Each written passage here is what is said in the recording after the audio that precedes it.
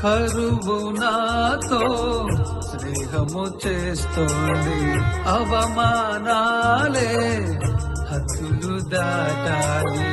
నా బ్రతుకు నావా అలలుపై అలసింది, నా బ్రతుకు నావా అలలుపై అలసింది. నీ చేయి నాకిచ్చి పేతురు వలె నన్ను నిలుపుము, నీ చేయి నాకిచ్చి పేతురు వలె నన్ను నిలుపుము.